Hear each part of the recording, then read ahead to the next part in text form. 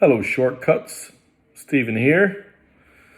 This is the classic rock video for February 22nd, 2023. Oh, man. I think this is one of the greatest classic rock collections I have ever had. Now, for those of you who saw the email, was it yesterday? Yeah, it was yesterday. John H., you know who you are. We spoke. Congratulations. You've won yourself some blues as the prize for January. But I asked a question about an American band who had a sophomore album and a British band who had a much later record, both considered canonical classics that had circus performers on the front sleeve. Now, some of you guessed one, some of you guessed the other, but Nick G., you know who you are.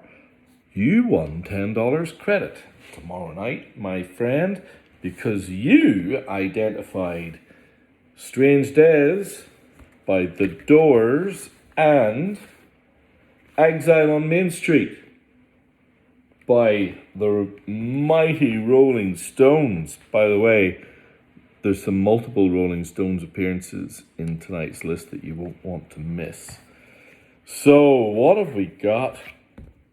Well, this is, I think this is either the second or third pressing of The Doors' second album, Strange Days.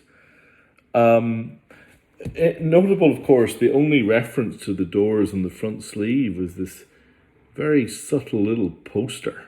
Caused all sorts of ructions, and the photographer himself actually put himself into this image of the circus performers, and I love the back sleeve. It's such an evocative image. Great record, Strange Days, Love Me Two Times, and of course, People Are Strange. I think this is the first time I've ever had this record.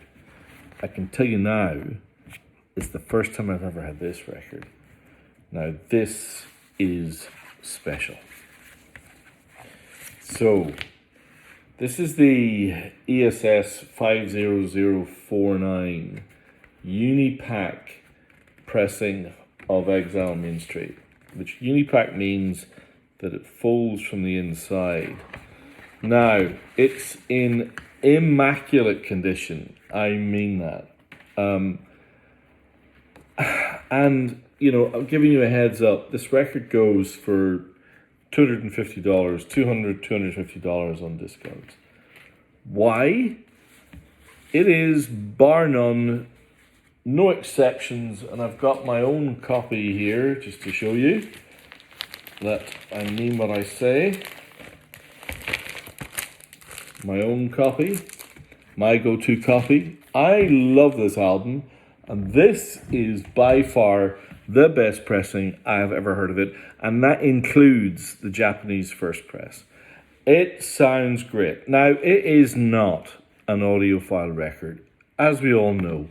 It was recorded in the cellar of Nelcote, French Riviera mansion, dank, dark, and drug-ridden in the early 70s, in fact, late 60s, early 70s, with a running cast of God knows who coming in and out of that place.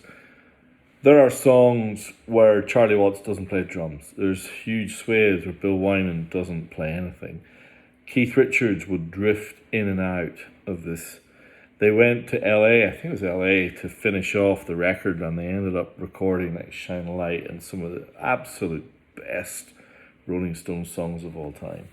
Now, why is this so well regarded? Well, I do love the booklet that comes with this, because the lyrics of these songs are absolutely infamously buried in mix.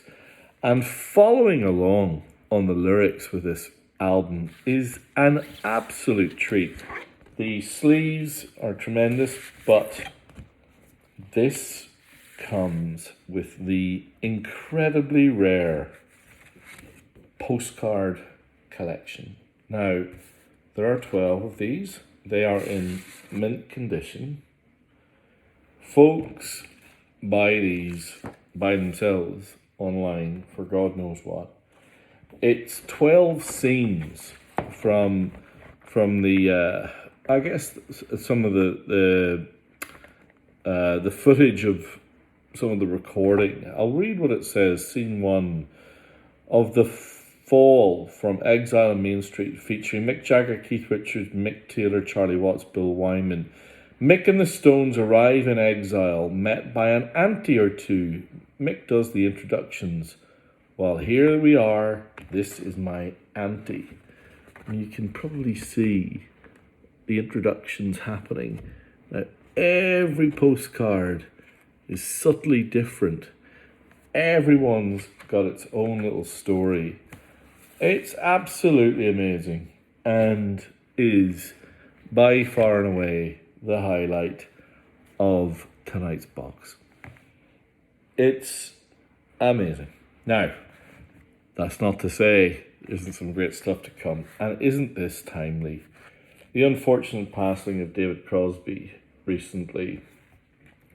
Deja vu, hard cardboard, gatefold, Japanese pressing. What can be said about this record? It's in every list of the greatest rock and roll records of all time. It has it sold, I think it's 8 million copies. It's each Crosby, Stills, Nash & Young. This is the biggest selling album that each of them has ever been involved in, and that includes Harvest. It's incredible. Jerry Garcia plays slide guitar and Teach Your Children. The photograph is embossed on the sleeve. Cannot recommend it highly enough. And it comes as a 2-piece. This is an amazing record, and it's, I don't know, I mean, I think it's really either misunderstood or kind of forgotten, but this is Crosby, Stills, Nash & Young, Four-Way Street. Now, double album, acoustic, first record, electric, second record, the electric second record featuring some absolutely stellar versions of the likes of Ohio. But the first record, David Crosby singing is just exquisite. This is a hard cardboard gatefold pressing. Look at that inner sleeve. Beautiful. Of course, notable, no Neil Young, eh? Where did Neil Young go? That maybe lets you know a little bit of their mindset. But you can kind of see him, Neil, here. His version of Helpless, it's a beautiful album. Now, I said the Rolling Stones wouldn't... There's a couple of Rolling Stones records to come that are pretty amazing, including this. Now look at this. I've never seen anything like this. This is a PVC double album. By PVC, I mean vinyl. The whole thing is vinyl. It's got, can you see the rivets? So it opens by rivet. And inside it, I have them here, you will find, I think it's 28 songs. It's super rare, but it's basically a box set of Through the Past Darkly and Big Hits, the kind of two of the earlier Stones compilations on this really interesting deep groove red label London vinyl. Sounds great. It's just a highly unusual and quite interesting box set of classic Stones. Now, talking about classic, Elton's best record, Captain Fantastic and the Brown Dirt Cowboy. Love it, especially when it comes, the Japanese first press, with the insert and the lyrics book, which is almost like the coolest little scrapbook you've ever seen. And the actual scrapbook with the cartoon that tells the story of the Brown Dirt Cowboy with the classic line, "His fate lay in the waste paper basket." Ah, beautiful. Look, just an absolute delight. Love getting that record. Always gets good feedback. Now this is the Japanese third pressing of Led Zeppelin 1. Now this one goes for stupid money on Discogs. I think because they got the balance of kind of mid-register and bass right. Certainly my favourite sounding of the Led Zeppelin 1 pressings, which, you know, you could get some of the early Atlantic Green labels, which are so bassy, like just Subterranean, but the balance isn't right. And I think part of the reason that's so expensive is because it just sounds great. Talking about sounding great, long time since I've had this. The Japanese first press of a little known record by a big combo called is it the Fleetwood Mac? No, don't know too much of them. Kind of a bit of a strange cover. Almost looks a bit, medieval. Maybe it's prog rock. I'm really not sure. They look American on the. Oh, who knows? Strange. You might know more about it than me. Now, this is pretty cool. This is the Japanese first press of Bayou Country by the mighty Creedence Clearwater Revival, who are unfairly maligned as a singles band. They are most definitely not a singles band. Listen to Will Liddy and the Plurboys. Listen to Green River. Listen to Bayou Country. Good golly, Miss Molly, keep on chugling. Born on the Bayou. Oh, man. Proud Mary. Now, how do I know this is a first press? Well, there's a big clue. It comes in red, transparent vinyl. And just look at the reviews. It sounds so good. By the way, not the last, I should say, colored vinyl tonight.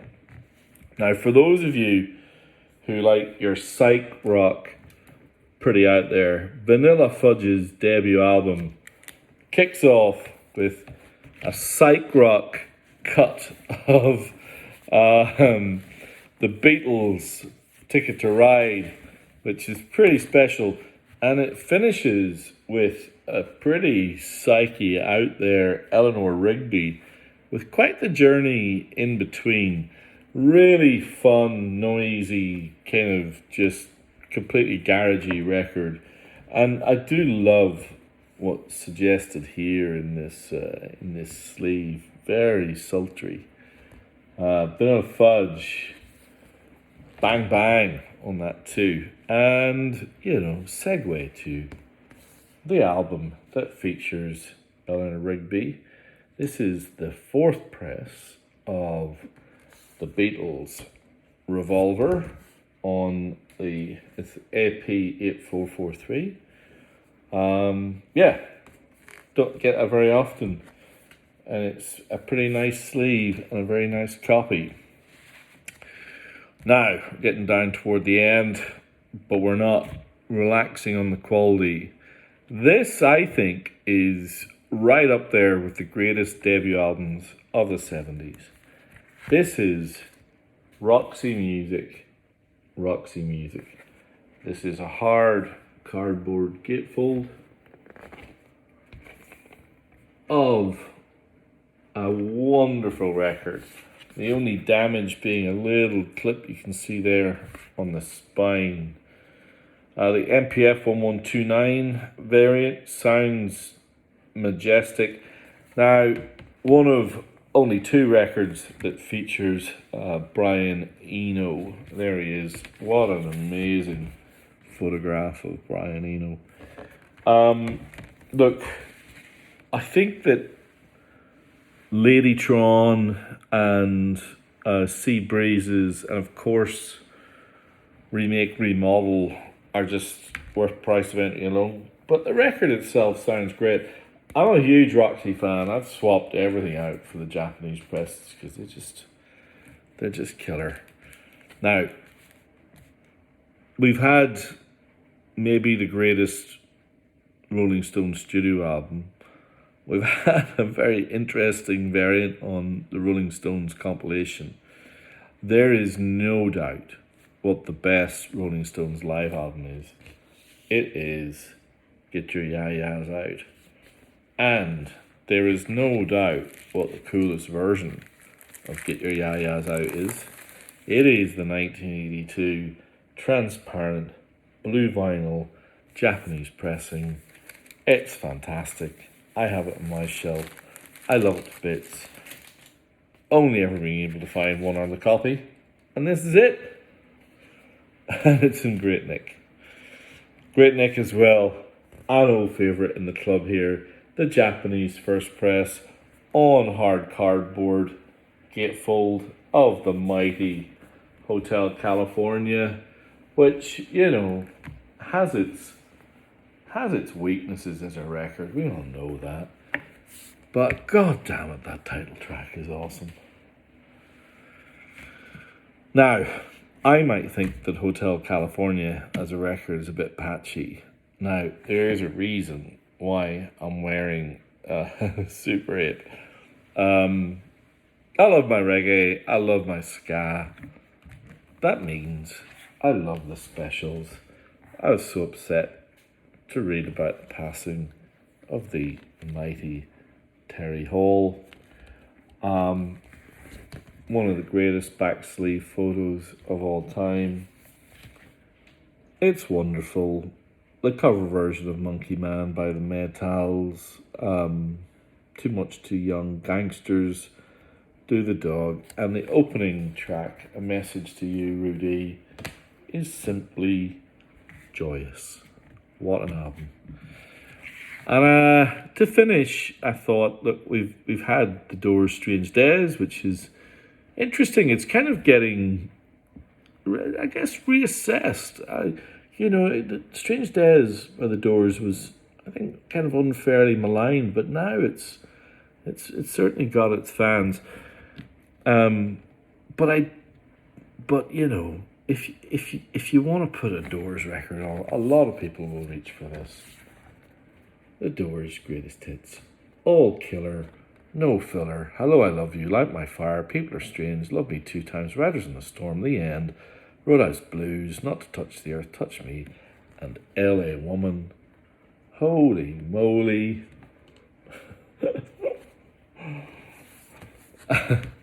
It's pretty amazing. And that's the Japanese first press.